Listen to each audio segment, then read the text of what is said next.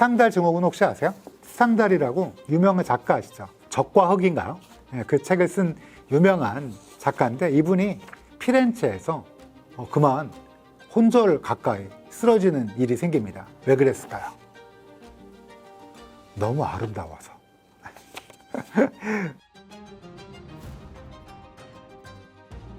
안녕하세요. 서울대학교 의과대학 법의학 교실의 유성호입니다.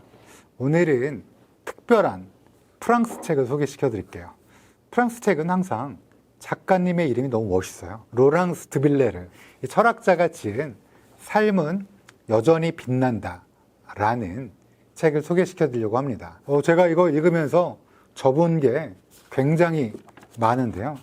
이 책은 되게 미학적인 책인 것 같아요. 아름다움. 읽다 보면 마음속에 남기고 싶은 구절들이 곳곳곳곳에 있어서 사실은 이 책 읽으면서 약간 가슴에 남는 문장 구절 이런 거를 굉장히 여러 개를 줄을 치면서 읽어갖고 조금 즐겁고 아름다웠다 이런 생각이 듭니다. 이 책은 어떤 책이냐? 제가 목차부터 말씀드릴까요? 보는 행위, 지붕 위의 까마귀, 빌리 엘리어트처럼, 스탕달 증후군, 아름다움이란 세계, 밤의 새들 쭉 있다가 마지막에는 가보지 않은 길, 마음의 태양, 선한 모래알, 여름밤의 향기 이렇게 25개의 챕터로 이루어져 있습니다. 어떤 느낌이 드세요? 마치 무슨 풍경, 수채화, 약간 감성적인 이렇게 생각되시잖아요. 이 책은 놀랍게 주제가 뭐냐면 딱 한마디로 아름다움입니다. 정확히 말씀드리면 아름다움, 찬란함, 숭고함 이런 것들을 느껴보자라는 책이에요.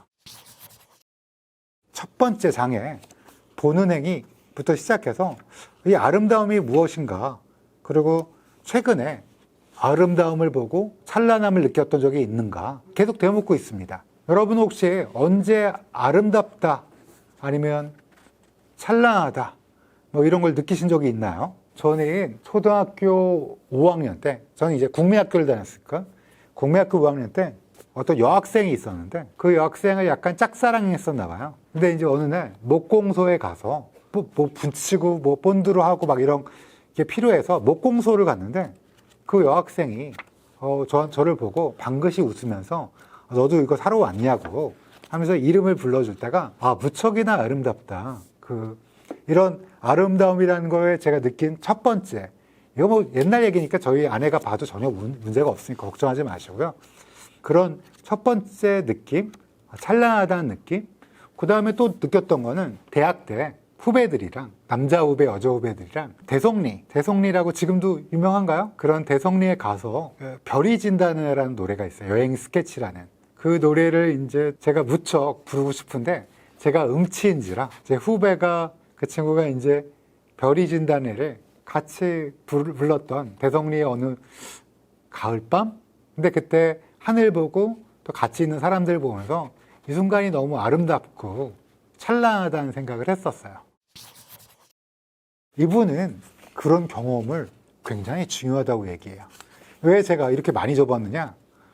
아름다운 문장들과 아름다운 표현들이 많은데 이분은 그래서 어떤 분이냐? 에콜 노르말 슈페리웨르에서 데카르트를 포함한 17세기 철학을 전공했대요. 저는 인문계가 아니라서 17세기 철학을 전공한다는 느낌이 어떤 느낌인지 전혀 모르겠지만 지금 파리 가톨릭 대학에서 강의하는 교수님인데 이분이 되게 유명한 책이 있다고 그래요. 모든 삶은 흐른다라는 책인데 아마 베스트셀러라고 제가 알고 있고, 전 사실 그 책은 못 읽었는데 이 책을 읽음으로써 아름다움이라는 거는 뭐다?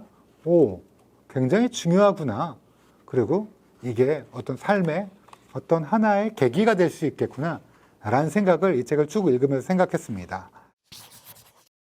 이 책에서 스탕달 증후군이라는 게 나오는데 여러분 스탕달 증후군 혹시 아세요? 스탕달이라고 유명한 작가 아시죠? 적과 흑인가요? 그 책을 쓴 유명한 작가인데 이분이 피렌체에서 그만 혼절 가까이 쓰러지는 일이 생깁니다. 왜 그랬을까요? 너무 아름다워서. 약간 이해 안 되시죠? 실제로 2023년 1월에 프랑스의 이제 여성 관광객이 와서 보티첼리의 그림, 비너스의 탄생 아시죠? 조개에서 막 이렇게 예전까지는 이제 그리스 로마 신화는 다 이렇게 딱 보여주잖아요. 앞에. 당당하게. 근데 이제 약간 수줍어하면서 이제 비너스의 탄생을 보고 옴짝살짝 할 수 없었던 일이 보도가 됐다고 해요. 프랑스에. 저는 모르죠. 대한민국에서는 그게 보도되지 않았으니까.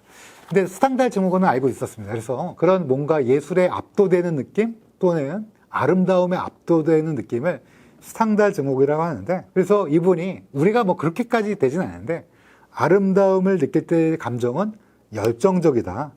간절하고 고통스러운 욕망이 될 수도 있지만 아름다움 그 자체는 삶에 어떤 열정을 준다라는 걸로 이야기합니다. 이분은 아름다움을 느끼려면 어떻게 되냐? 굉장히 많은 방법이 있는지 전 처음 알았습니다. 저는 뭐 그냥 아름다움을 느끼려면 자연을 봐야 되나? 아니면 좋은 사람이랑 있으면 되는 건가? 뭐 이 정도 얘기는 뭐 그건 누구나 할 수 있으니까. 근데 이분은 어떤 얘기를 하냐?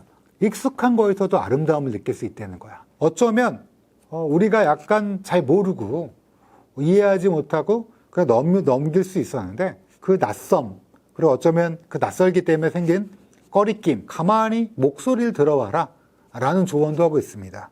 낯선 아름다움은 아까 했던 말을 계속 다시 해보라고 부탁한다. 저 이 문장이 너무 마음에 들어서 별 2개를 쳤는데요. 그래서 이런 방법도 있고요. 굉장히 여러 가지 방법들이 있습니다. 이 책에서는 제가 거의 모르는 작가들이 너무 많이 나와요. 근데 읽다 보면 치환이 되는 게, 제가 김영하 작가의 소설을 읽을 때 내가 다른 낯선 곳에 놓인 느낌, 김초엽 작가를 읽을 때 저기 우주를 향해서 날아가는 느낌, 뭐 이런 것들을, 이분도 저는 모르는 작품이지만 이분도 김초엽이나 김영하는 모를 것 같은데요. 그런 거를 느꼈을 때 어떤 아름다움을 느낄 수 있다는 거, 이런 것도 얘기해주고 있고요. 또 뭘 얘기해줄까? 제가 이분한테 제일 또 마음에 들었던 게 뒷부분입니다. 여행. 이 여행에 대한 얘기를 저랑 똑같이 느꼈습니다. 여러분 생각하기에 그러면 낯선 곳에서 아름다움을 느끼고 왠지 익숙한 곳에서도 느낄 수 있다고 하지만 그랜드 캐년 가야 되는 거 아니냐? 나이아가라 폭포?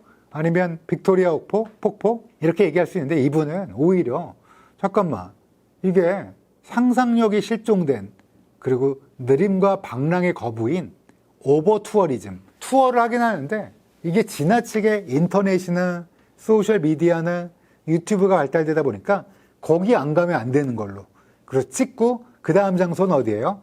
제가 사실 그랜드 캐년을 투어로 갔습니다. 제가 미국에 살 때 투어로 갔는데 그게 차도 안 빌릴 수 있고 편한데, 아쉬웠던 게 딱 그랜드 캐년에 딱 도착했어요. 자, 사진 찍으세요. 이렇게 사람들이 좀 한 10분 정도, 20분 정도 있다가 이제 다음에 브라이스 캐년을 가야죠. 찍었다는 느낌이 드는 거야.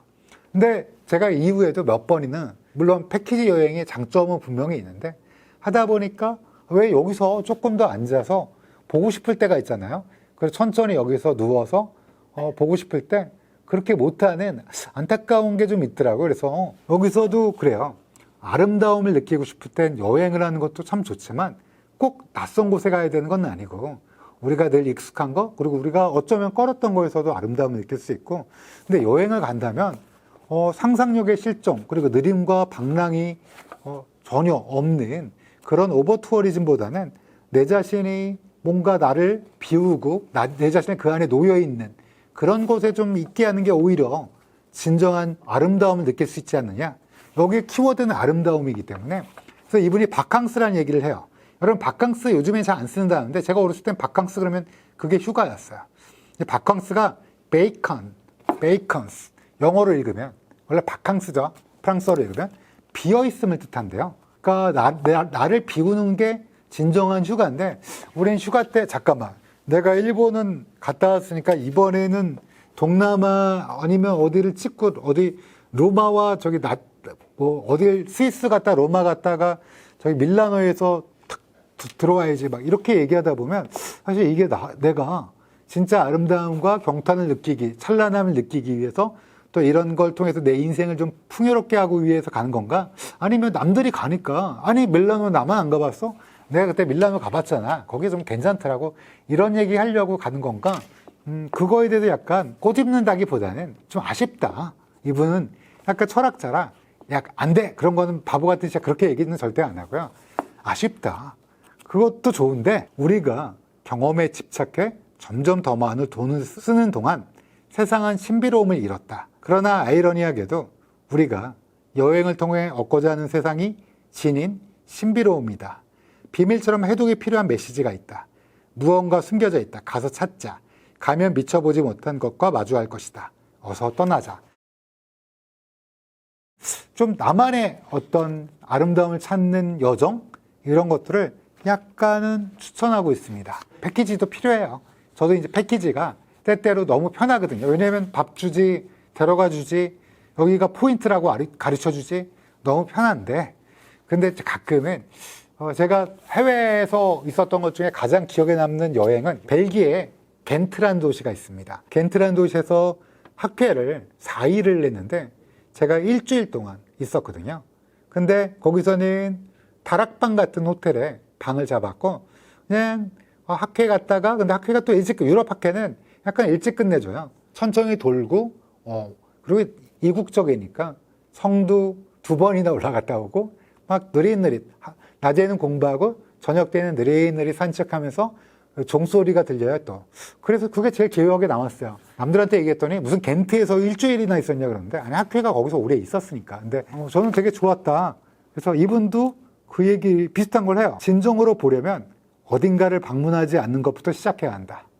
그보다는 카페 테라스에 앉아 조용히 주변에 녹아들며 자아를 내려놓는 연습을 해보자. 저도 겐트의 어떤 탁자에 앉아서 옆에 젊은 2 벨기에인이 햄버거와 그 벨지움 프라이를 산더미처럼 쌓아놓고 먹는 거를 물끄러미 보다가 커피 한 잔 먹고 제가 가져왔던 김영하 씨 책을 읽고 너무 좋았어요. 현재 있는 곳에서 주위를 흐르는 삶의 주민으로 참여할 수도 있다.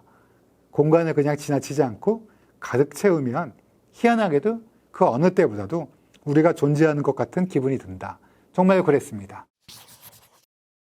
무력한 일상을 보내신 분이 어쩌면 아름다움, 찬란함, 오랜만에 들어보셨죠? 아름다움은 무슨 아름다움의 개뿔 이러지 마시고요. 아름다움, 찬란함, 무력한 일상에서 그거를 한 번쯤 보고 싶으신 분은 한 번쯤 이 책 집어들어서 이 프랑스 철학자의 아름다움 예찬에 한번 빠져보시는 것도 나쁠 것 같지 않습니다. 긴 시간 동안 들으셔서 감사합니다.